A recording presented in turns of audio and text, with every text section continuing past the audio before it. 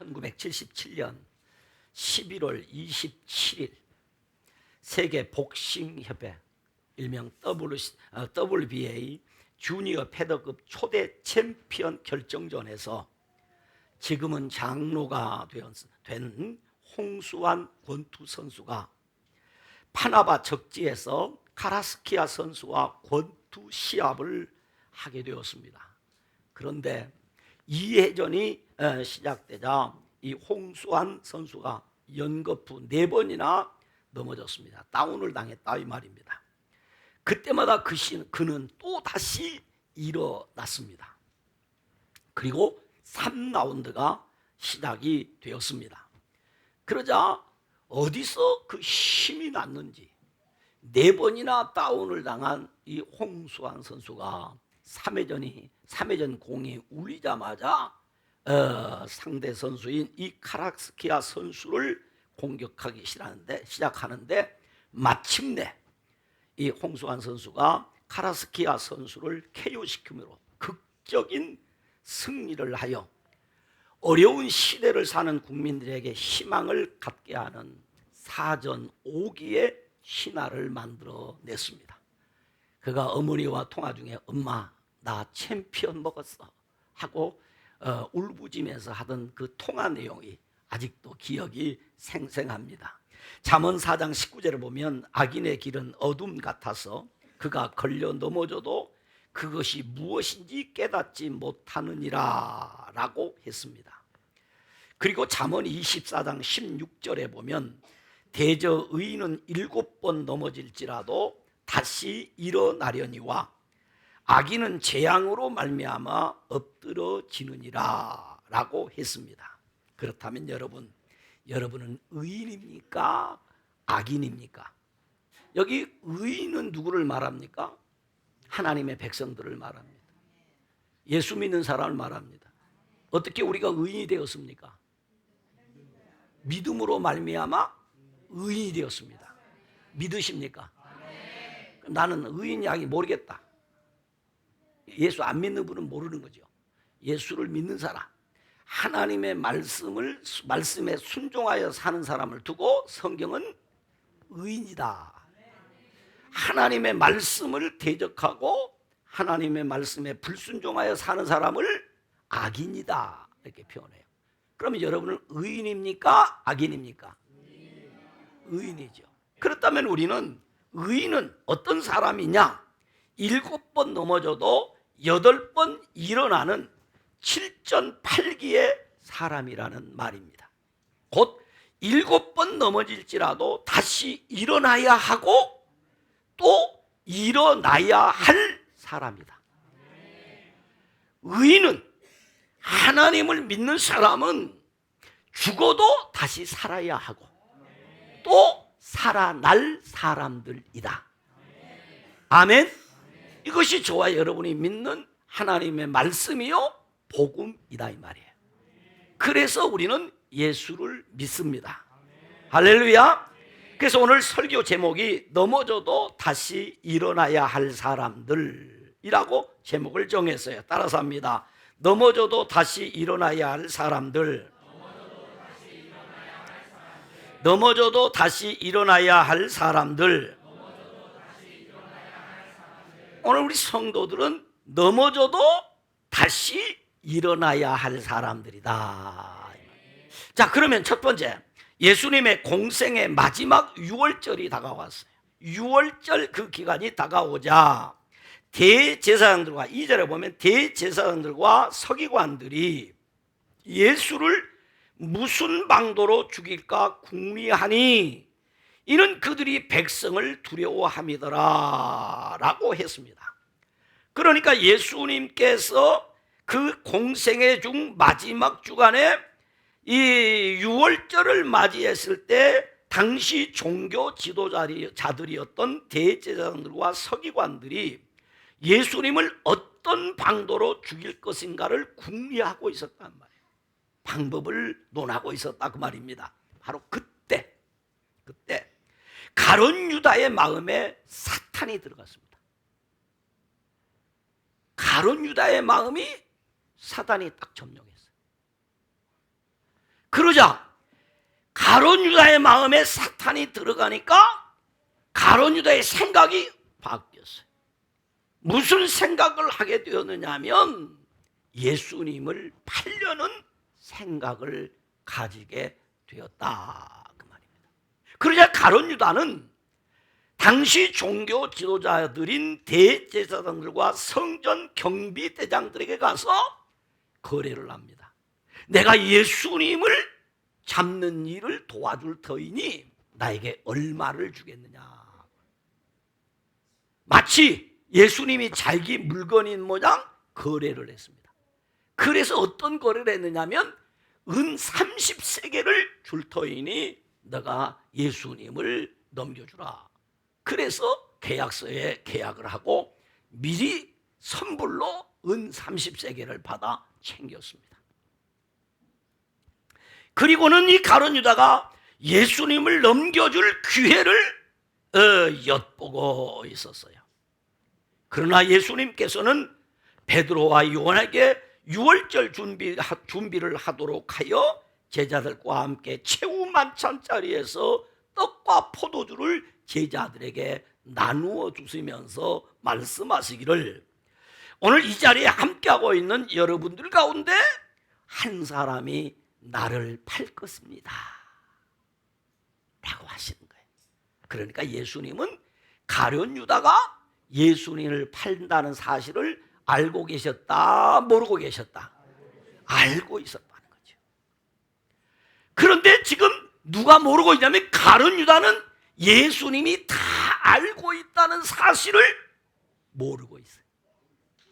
예수님은 가룟 유다가 예수님을 팔 것을 다 알고 있었단 말이에요. 그래서 예수님이 말씀하시기를 인자는 이미 작정된 길로 가거니와 인자를 파는 그 사람에게는 화가 있으리로다. 그러면서 예수님이 말씀하시기를 그 사람은 차라리 태어나지 아니하였더라면 제게 좋을 뻔하였느니라. 태어나지 말아야 할 사람이 태어났다. 여러분, 이런 사람이 되면 안 되는 줄로 믿습니다.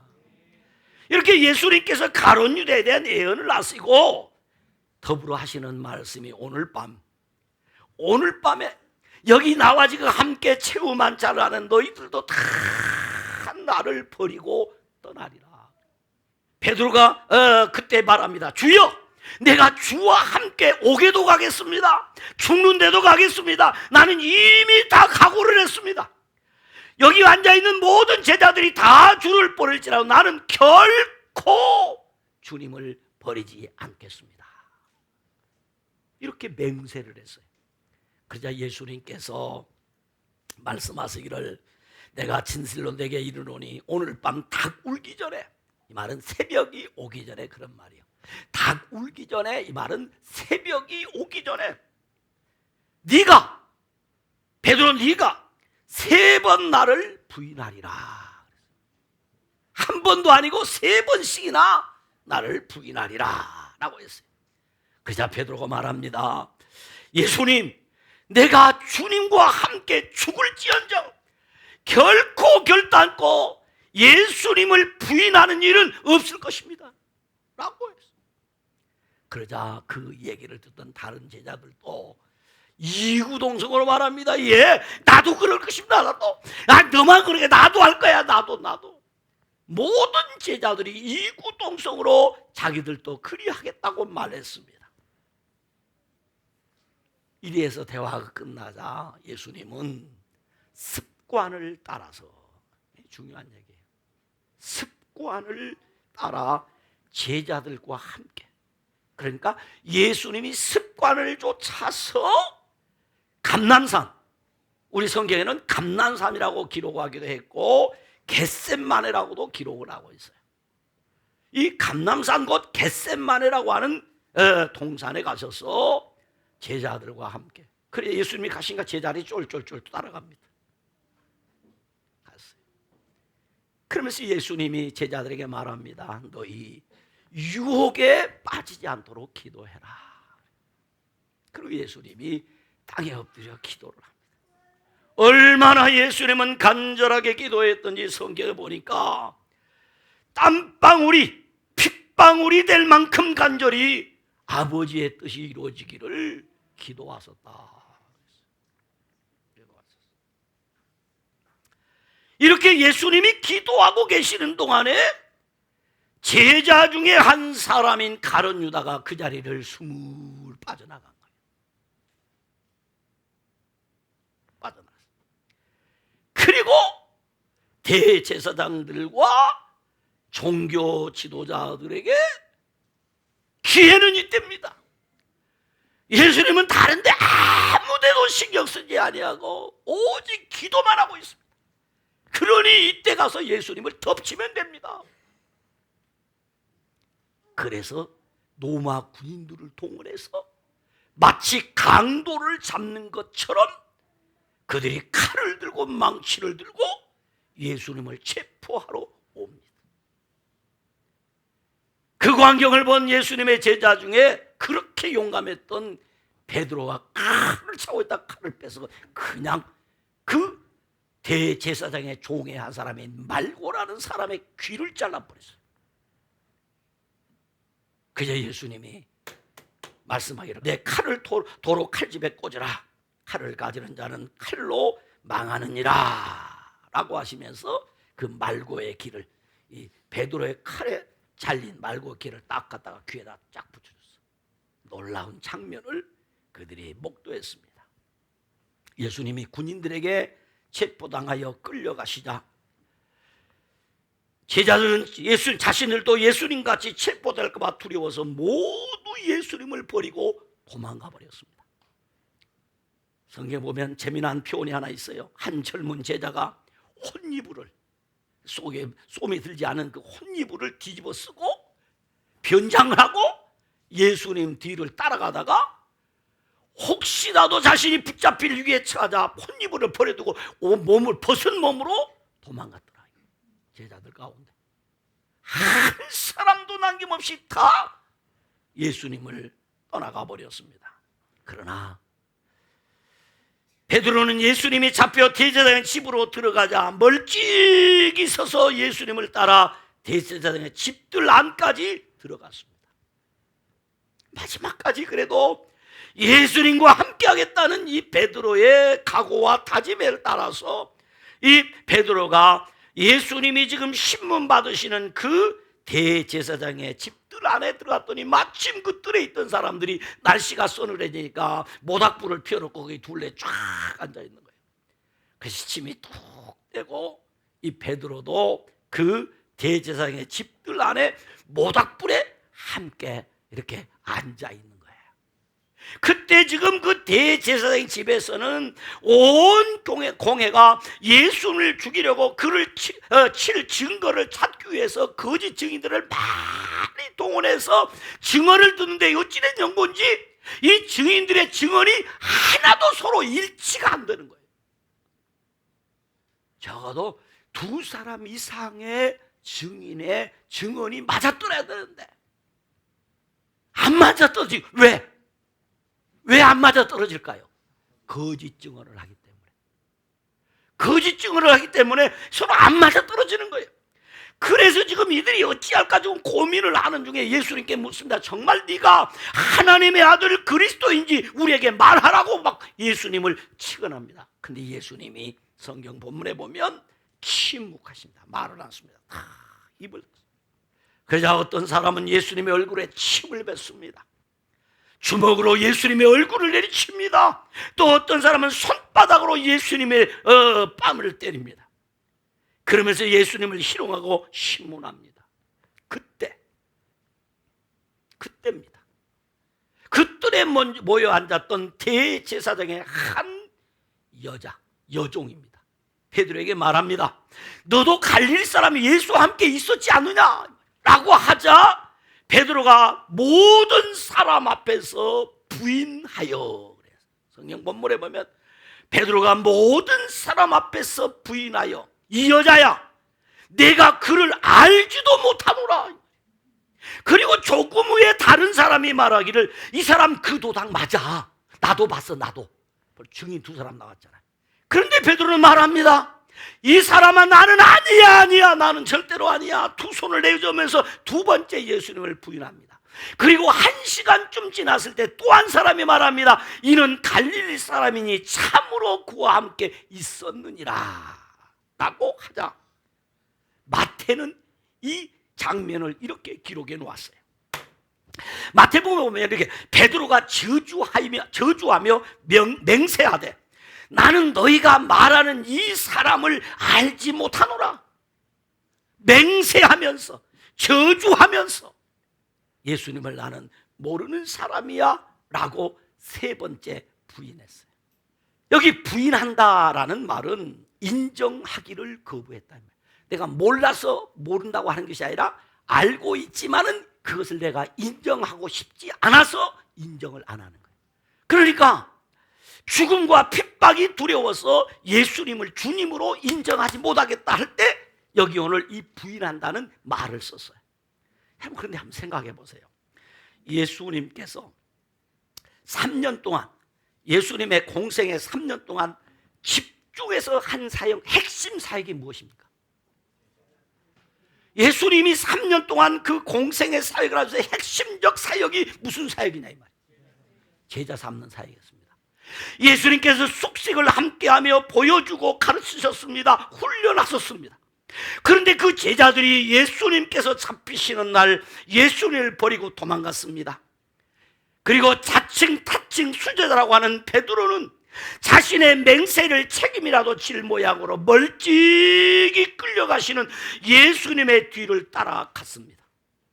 예수님의 신문을 받으시는 제사장의 집들 안까지 들어갔습니다.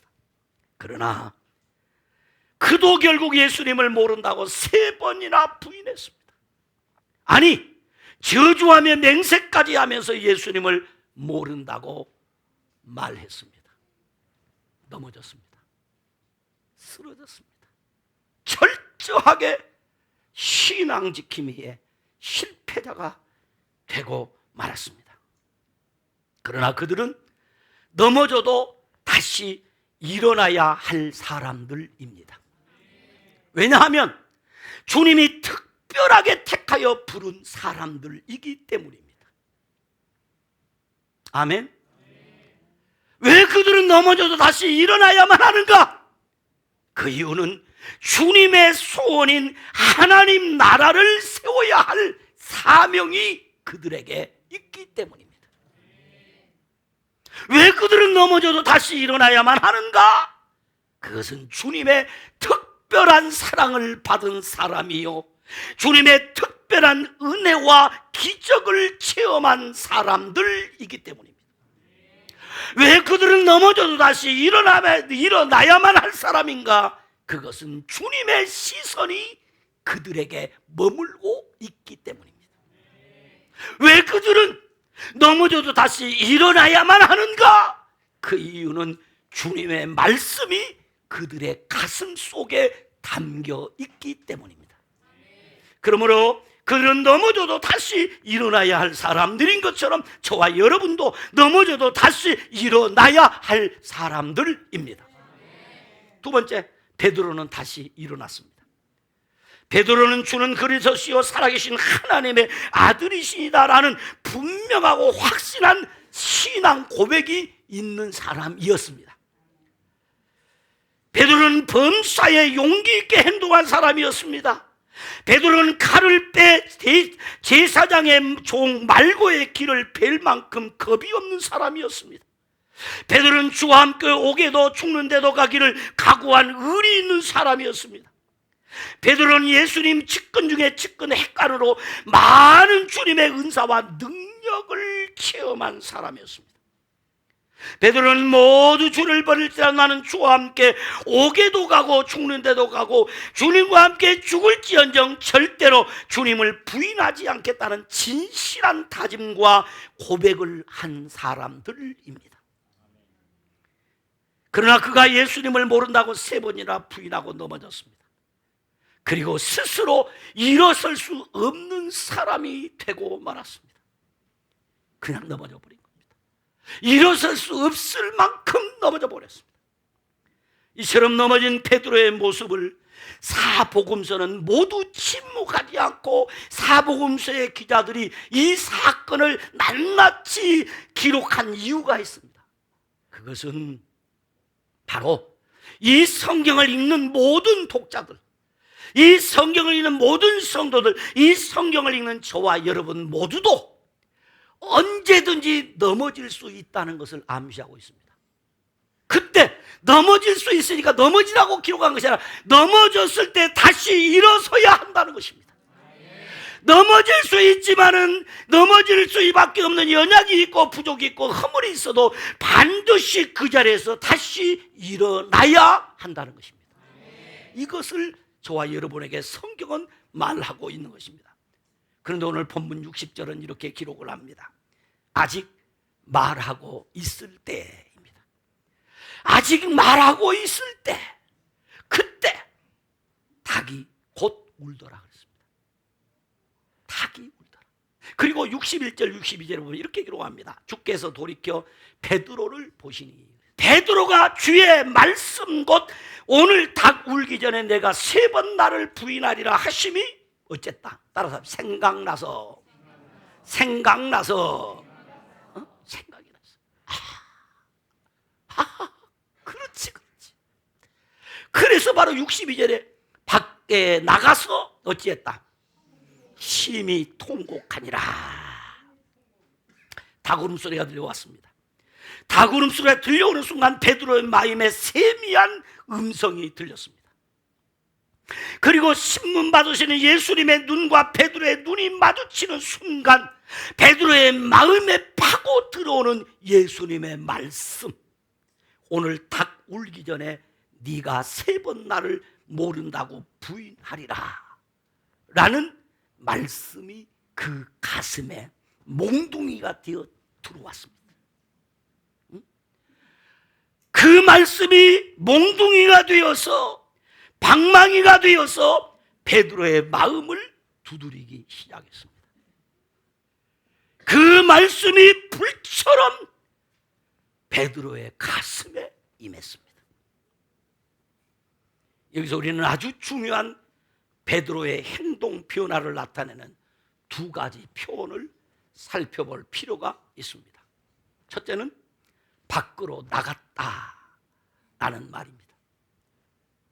베드로는 닭 울기 전에 내가 3번 나를 부인하리라라는 말씀이 뇌리를 치는 순간, 그 가슴에 불덩이로 임하는 순간, 그 가슴에 방망이가 되어 두들기는 그 순간에 베드로는 주저앉아 있던 자리에서 일어나 밖으로 나갔습니다. 이것을 두고 우리는 회개라고 표현합니다. 회개란 말은 턴, 돌다, 돌아서다 그런 말이죠. 턴어바웃, 방향 전환을 말하죠. 방향을 전환하는 것, 그것이 회개입니다. 죄 지은 자리에서 뒤돌아서 나오는 것입니다. 죄 짓던 자리에 더 이상 머물지 않는 것입니다. 죄악의 길에서 돌아서서 하나님께로 돌아가는 것, 그것이 회개입니다. 그래서 누가복음 15장 17절에 이에 스스로 돌이킨다 그랬어요. 15장 20절에 이에 일어나서 아버지께로 돌아간다 라고 말했어요. 그러므로 넘어져도 다시 일어나야 할 사람은 죄 짓던 자리를 박차고 나와야 합니다. 그 자리는 죽음의 자리예요. 그 자리는 멸망의 자리예요. 그 자리는 고통스러운 자리요. 그 자리는 심판의 자리예요. 그 자리는 어떤 자리냐? 마치 개구리를 삶는 가마솥 안에 물과 같은 자리예요. 그러므로 거기를 어째다? 밖으로 나갔다는 거예요. 밖으로 나갔다.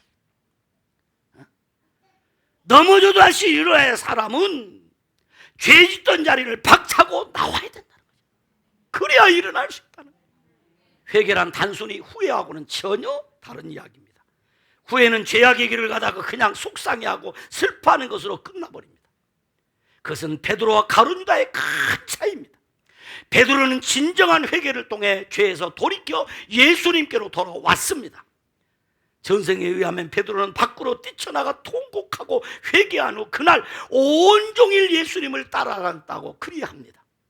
그러나 가룟 유다는 예수님이 체포된 후에 죄책감에 시달렸지만 끝끝내 예수님께로 돌아오지 못하고 자살하여 죽었습니다.